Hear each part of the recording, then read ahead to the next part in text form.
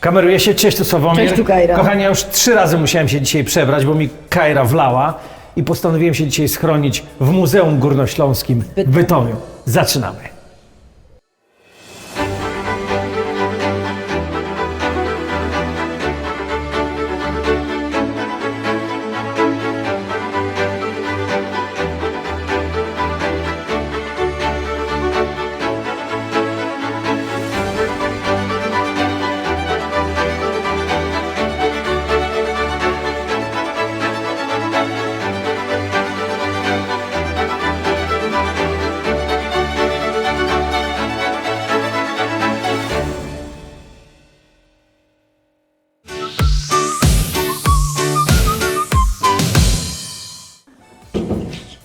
Dzień dobry, Karolina. Witamy bardzo serdecznie. Witamy na Śląskiej Karuzeli. Cieszymy się bardzo, że możemy gościć dzisiaj z kamerami tutaj u Pani. Słuchajcie, każde miejsce ma swojego dobrego ducha, opiekuna i bardzo się cieszymy, że Pani Ania oprowadzi nas właśnie po tym pięknym miejscu. A dziś będziemy na bardzo wyjątkowej wystawie. Jakiej? Górnośląskiej Kroszonki 2025. To co? Zobaczmy. Górnośląskie kroszonki, piękne eksponaty. Pani Aniu, od której zaczniemy? Od tradycyjnej kroszonki, czyli drapanej, rytowniczej, tej misternej, takiej bardzo drobnej, poprzez malowane woskiem, gdzie mamy i malowane woskiem, ze ścieranym woskiem, zostawionym woskiem i batikowe, czyli takie bardziej geometryczne, poprzez inne techniki tradycyjne, tu mamy na przykład oklejane sitowiem, co jest też takie specyficzne, aż po techniki nowatorskie w tej konkretnej sali i tutaj już mamy wszystko. Czyli pełna dowolność. Ja się zastanawiam, która technika jest taka najbardziej dramatyczna. To znaczy, która się może zakończyć tym, że po wielogodzinnej pracy nagle może nam pęknąć. Właściwie każda. Każda. Właściwie tak, każda, bo jajka, do konkursu można zgłaszać jajka tylko i wyłącznie, znaczy kroszonki tylko i wyłącznie robione na prawdziwych jajkach, albo wydmuszka, albo gotowanych. I tu i przy jednych i przy drugich może być końcowa katastrofa, bo jajka pełne są długo gotowane, ale też nie można się tam przebić przez skorupkę, no bo zepsuje się to jajko. Jasne. Natomiast te wszystkie na wydmuszce, no to niezależnie czy one są skrobane, czy ażurowe wycinane, czy one są malowane, pęknąć zawsze może. A proszę powiedzieć, skąd w ogóle wzięła się tradycja, żeby pokolorować jajko? Skąd w ogóle to się wzięło? Czy chyba by trzeba było zacząć w ogóle od tego jajka jako symbolu, nie? Symbolu życia, symbolu narodzin, początku. I tutaj najpierw były jajka takie zwykłe, normalne po prostu, a z czasem, no jak to ludność starała się wszystko ozdobić, upięknić. No i te pierwsze właśnie były malowane woskiem albo kolorowane tylko i wyłącznie w tych naturalnych takich barwnikach roślinnych, gdzieś tam skrobane, no a z czasem coraz nowsze pomysły, aż do właśnie oklejanych koralikami, cekinami, czy chociażby takich jak tutaj mamy ażurowych, czyli wycinanych dłutem dentystycznym. No właśnie o to chciałem zapytać, no to już wiem. Te jajka są naprawdę przepiękne i przecież wy co roku macie konkurs kroszonek. I czy co roku zmieniają się pomysły na zdobienie jaj? Właściwie tak, bo to już jest 35. edycja i trzeba powiedzieć tak, że większość osób robi w tej samej technice zazwyczaj, natomiast no, szukają nowych pomysłów. Zmieniają czasem koncepcje z geometrycznych na kwiatową lub odwrotnie, zmieniają kolory. Często jest tak, że na przykład są wszystkie w jednej tonacji kolorystycznej, czasem każde jest inne. Są kroszonkarze, którzy mają już jakiś taki swój wypracowany styl, że bez podpisu wiem, czyje one są, natomiast starają się zawsze, żeby to było coś nowego. Czy jest coś w rodzaju kroszonkowej mody? Była moda na przykład na jajka zdobione techniką dekupażu. Później, jak nagrody zaczął zdobywać pan właśnie od ażurowych jajek, to pojawiło się coraz więcej ażurowych. Była moda na koraliki, moda na kawę, jakieś ziarenka. Pojawia się moda w trakcie wojny na Ukrainie pojawiły się kolory flagi ukraińskiej. Sportowe są jajka czasem, jeżeli jest taki właśnie sezon. Także tutaj jest, ale to głównie w tej nowatorskiej technice. A czy zdarza się, że kroszonkarze, jak przynoszą co roku jakieś swoje właśnie przepięknie zdobione jaja, to już jakby nie są tylko oni, ale na przykład też ich dzieci? wnuki? Pojawiają się. Czasem nawet na początku nie wiemy, że to jest matka z córką na Okej. przykład. Dopiero później. Z czasem te osoby, co zdobywają nagrody, starają się wciągnąć właśnie w Super. sam konkurs, bo jeżeli jest w ogóle tradycja zdobienia jajek w domu, to ja myślę, że to i matka, i córka, i babka, i wszyscy zdobią. Tak. Natomiast nie każdy chce zgłaszać się na konkurs. Niektórzy myślą, że może to jeszcze nie są te jajka, może to jeszcze za wcześnie, ale jest coraz więcej takich osób. A czy było jakieś takie jajko, które bardzo Panią zaskoczyło? Ja wiem, myślę, że chyba te jajka, które się pojawiły w tym roku. O, Jajka strusie, bo zdarzały się już wcześniej, ale zazwyczaj to było jedno jajko strusie, a pozostałe to były najpierw jajka kurze. Natomiast w tym roku 5 jajek strusich, wszystkie 5 techniką drapaną. Patrząc na przestrzeń, to naprawdę musiała to być niesamowita praca. no to zobaczmy. No toż to dzieła sztuki. Niesamowite. jakie? Pani Aniu, czy pani się orientuje, ile kosztuje jajo strusia? Nie orientuję Ja się. też nie wiem, no ale- I szczerze powiedziawszy, miałam wielką chęć zapytać tego pana, gdzie w ogóle zdobył te strusie, ile kosztowały.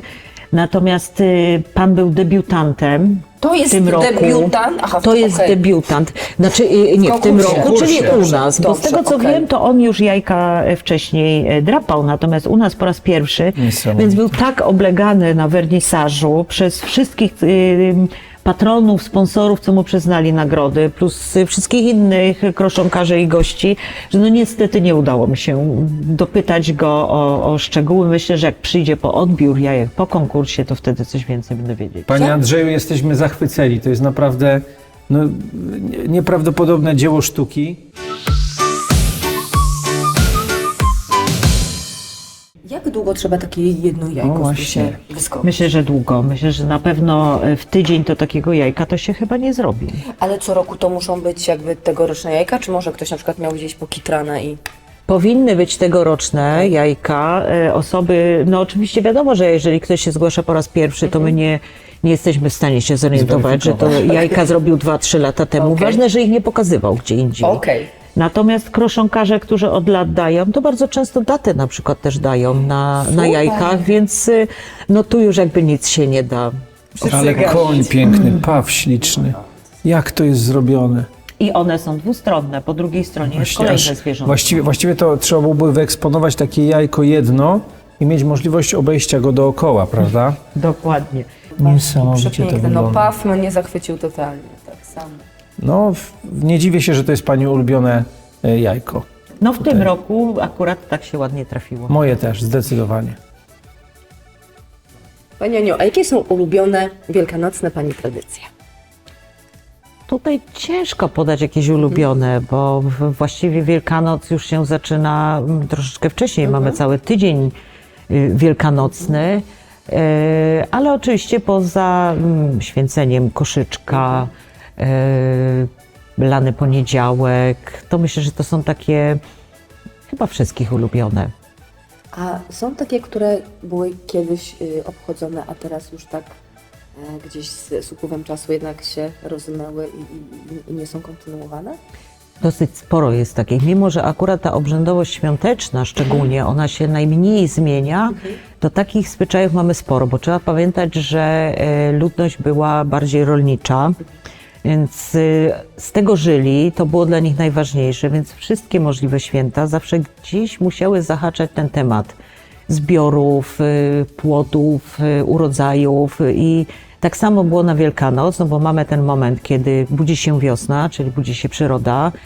Trzeba zadbać o to, żeby ona dobrze wzrosła, dobrze obrodziła, więc wszystkie takie zwyczaje związane z rolnictwem, przede wszystkim te zaniknęły już teraz, chociaż nie wszystkie, bo są jeszcze pojedyncze, które nam zostały. No i też zniknęły nam zwyczaje związane, powiedziała, z takimi zalotami, bo dziewczęta nie mówiły wprost, który chłopak się kiedyś podobał. Chłopcy również nie wprost, natomiast był cały zestaw symboli i rekwizytów, którymi to wyrażały. Na przykład? Między innymi jajkiem.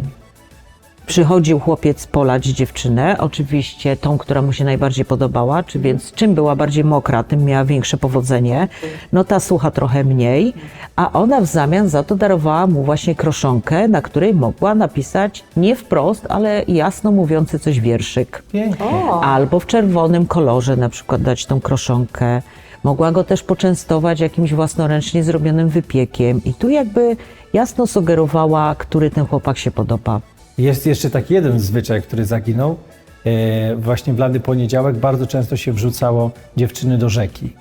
A jak rzeki nie było? To jakiegoś przy studni cebrzyka, na przykład, tak, ale- tak, albo się go goniło, tak. I to też chodziło o przekazanie tutaj wodą jakby tego wzrostu, tej płodności, bo można było lać wodą albo smagać takimi młodymi gałązkami, czyli też takimi wzrastającymi gałązkami. I tutaj jakby chłopcy dbali o to, żeby dziewczyna zlana Była wychłostana. Jeszcze co dostał? dokładnie, jeszcze gałązkami, ale chodziło też o to, że ta woda dawała taką witalność. To była też zimna woda. Do Tak. dzisiaj się mówi, No nie? właśnie. Że Zimna woda zdrowia doda, więc ona miała być później taka rumiana, taka zdrowa ta dziewczyna. No i też oczywiście ona mogła się mu później odwdzięczyć.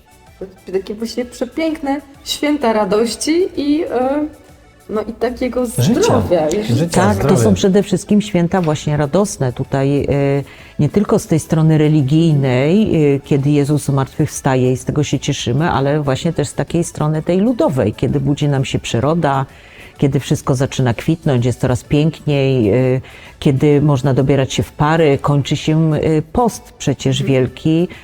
W niedzielę zaczyna nam się wielka uczta, no i później już po Wielkanocy można między innymi było zawierać małżeństwa. Jaka jest jakaś taka ludowa tradycja, która się Pani bardzo spodobała i żałuje, że nie ma jej teraz, nie jest obchodzona? Bardziej bym może się skupiła na tych tradycjach właśnie, które zostały, a są takie też niespotykane. No to na przykład są pochody wielkanocne, rolnicy w okolicach Raciborza. Kiedyś również tutaj właśnie na rozbarku w Bytomiu wsiadali na konie, ten biedniejszy szedł pieszo i całą procesją na czele z księdzem obchodzili wszystkie pola. Odmawiali modlitwy właśnie po to, żeby był ten urodzaj, żeby zadbać o ten pierwszy moment. Dziewczęta stojące wzdłuż drogi obdarowywały ich wiankami. No i też jeszcze taką już mało spotykaną tradycją jest na przykład wtykanie krzyżyków w polach. Robiło się takie krzyżyki 4 na 4 rogi pola właśnie z poświęconej palmy wielkanocnej. O kurczę. I później gospodarz szedł w pole, wtykał ten krzyżyk, kropił czasem wodą święconą, klękał w tym polu i modlił się, żeby nie było gradobicia, żeby jakaś zaraza nie zjadła albo robactwo. No ogólnie, żeby był właśnie urodzaj, no bo z tego żył. Prosząc o błogosławieństwo Dokładnie. dla swojej roli. Piękne. Ja mam takie niezapomniane smaki świąteczne i pamiętam dziki chrzan, który trzeba było ukopać w ogródku babci. I słuchajcie, no teraz już nie ma takich chrzanów, które aż tak pieką, ale ten naprawdę do starcia był wyzwaniem. Dla nas, myślę, bo już może mniej dla młodzieży, te dawne potrawy wielkanocne, one miały jednak inny smak. Ten chrzan to jest pierwsza rzecz. Oczywiście trzeba było iść głęboko gdzieś tam w pole szukać, wykopać. A jeszcze jak przymrozek był? Utrzeć O! ten chrzan jeszcze To było później. trudne. Całe sposoby siedzenia z wiatrem, żeby w oczy nie szczypało. No to mieliśmy chrzan. Wędliny przecież własnoręcznie robione, wędzone. I mało tego jedzone bardzo rzadko, więc no właściwie może trzeba powiedzieć, że od Bożego Narodzenia się na tą wędlinę czekało na tym stole wielkanocnym. Wszystkie baby wielkanocne, lukrowane, te z ciasta, to były całkowicie jednak takie inne smaki. Pani Aniu, czy nie ma Pani wrażenia, że te koszyczki wielkanocne się zmniejszają z roku na rok?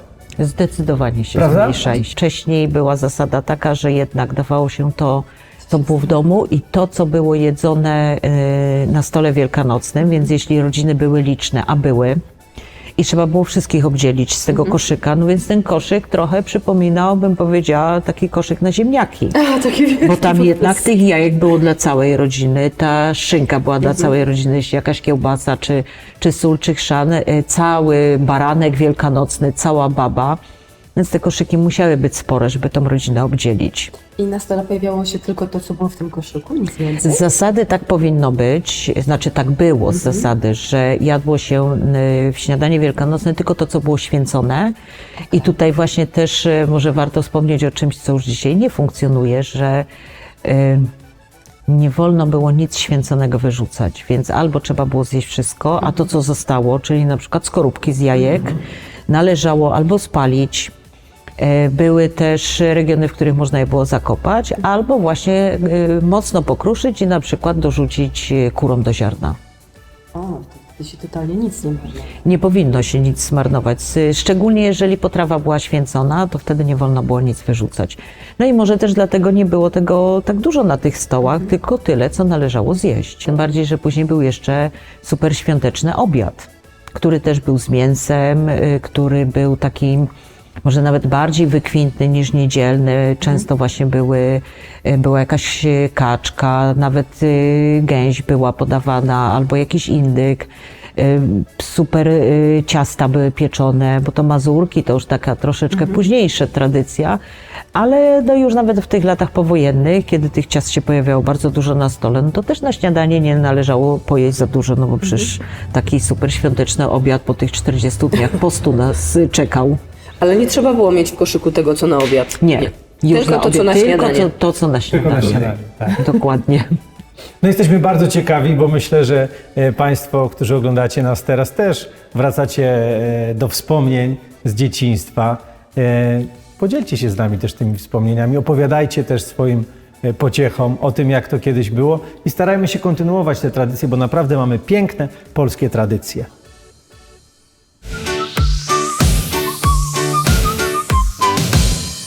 A wydawnictwem dzisiejszego odcinka jest Teresa Werner, Marzeniami do sukcesu.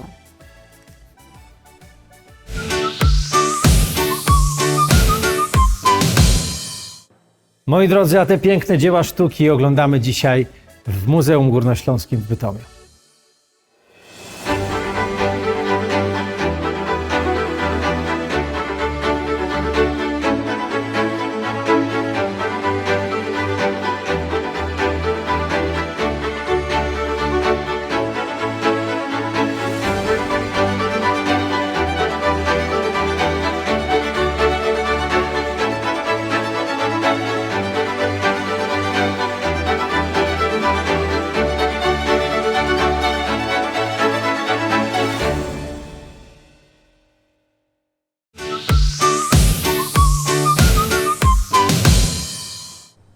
A jest coś, co Pani kontynuuje w swoim domu, czego nie może absolutnie zabraknąć?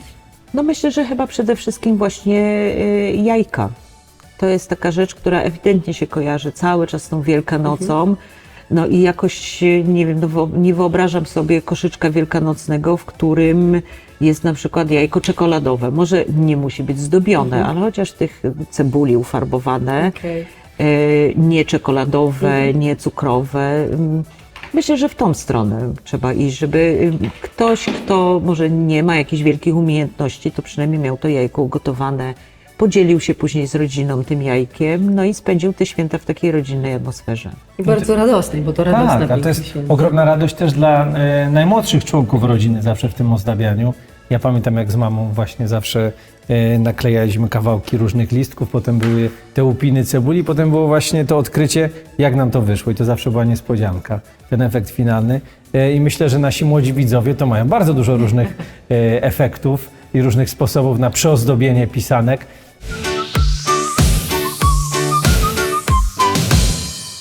Uwielbiam ten moment na Śląskiej Karuzeli, kiedy pojawia się niespodziewany gość i dzisiaj razem z nami Paweł. Witamy Cię serdecznie. Paweł, no ja już tutaj słyszałem legendy o Tobie, jak Ty sobie pięknie radzisz z językiem śląskim, z tą gwarą. Powiedz, na czym polega Twoja praca? Znaczy, przede wszystkim pracuję w dziale promocji i marketingu i wychodzimy z założenia, że jeżeli używać tego języka, to powinno się go używać w komunikacji powszechnie, tak żeby wszystkich informować w tym języku, nie tylko i wyłącznie używać go w formie żartu czy jakiegoś rodzaju produktu tylko i wyłącznie na sprzedaż. No, że najlepszym wyjściem jest tutaj promowanie muzeum językiem śląskim, dlatego między innymi tłumaczymy ulotki, tłumaczymy posty w mediach społecznościowych, czy na stronie internetowej, czy nawet wszelkie informatory związane z wystawami, tak żeby ten język żył Czy zdarzają się ludzie, którzy się cieszą właśnie z tego i ci dziękują za twoją pracę? Bardziej zdarzają się osoby, które są na przykład ciekawe, przyjeżdżają do nas spoza Śląska i potrafią sobie zabrać taką ulotkę do siebie, do domu, gdziekolwiek, gdzie wracają. W formie ciekawostki. Przywożą to na przykład do rodziny, potem pokazują, aha, tak wygląda język śląski, wow. A skąd u Ciebie w ogóle pasja do tego języka? Trochę rodzinnie, bo jednak jestem stąd i chyba troszkę też zaangażowanie te ostatnie lata, tutaj jakby jest pewne wzburzenie w regionie, żeby jednak to żyło i istniało, więc tu też nazwa muzeum jakby kieruje do tej śląskiej tożsamości. Ale jako dziecko mówiłeś od samego początku gwarą?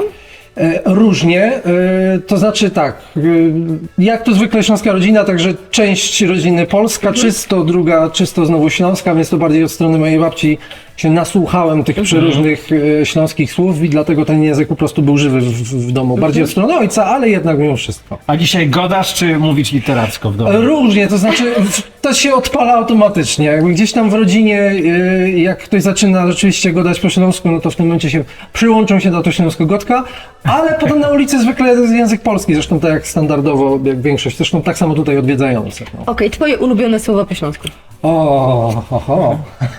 To jest ciężkie słowo.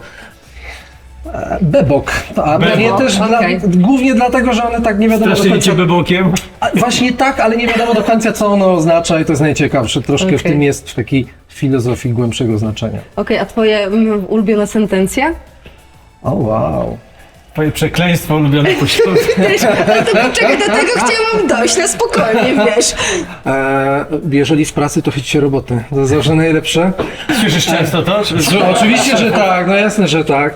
W muzeum niby, nie, wszyscy myślą, że w muzeum biegamy sobie w laciach, ale tak naprawdę tu pracy jest dość sporo, więc czasami się zdarza, że słyszę chyćcie roboty. Muszę tutaj się zabrać konkretnie do pracy.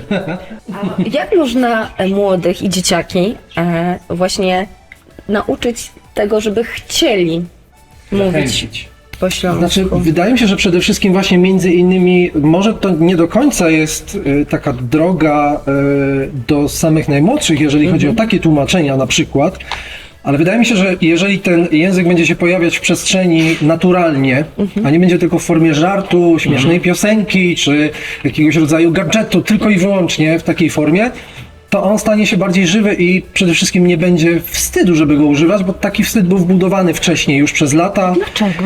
Częściowo to politycznie oczywiście się działo przez dekady wcześniejsze, historycznie przeróżnie, albo czasami to jest też efekt tego, że no, była to mniejszość we własnym regionie w którymś momencie też.